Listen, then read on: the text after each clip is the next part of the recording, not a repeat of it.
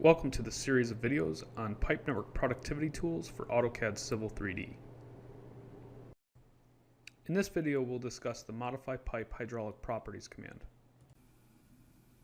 This command utilizes the standard selection options of the pipe network productivity tools, so be sure to visit that video to understand how the standard selection options work.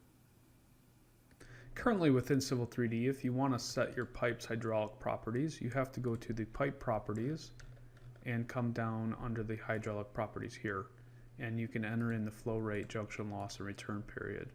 Some of these other values get plugged in if you export the software out to the SSA or Storm Sewers software. This will come back with the corrected hydraulic grade lines.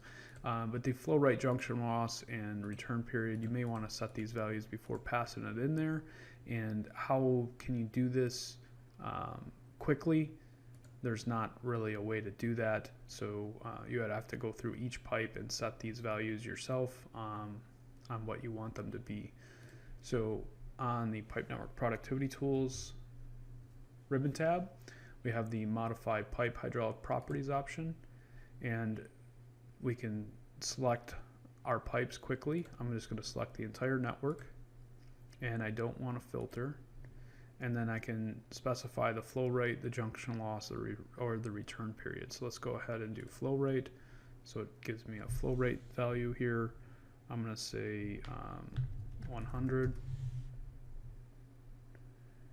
And then let's run it again. We'll do network. And let's do junction loss of 4. And let's run it one more time. And we'll do the return period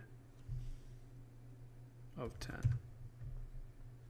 And now when I go and look at my pipe properties, these values are all plugged in to my pipe. And I can check another one just to show that it did multiple.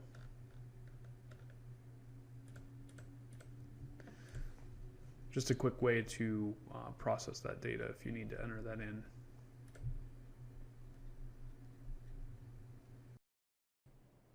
Thanks for watching.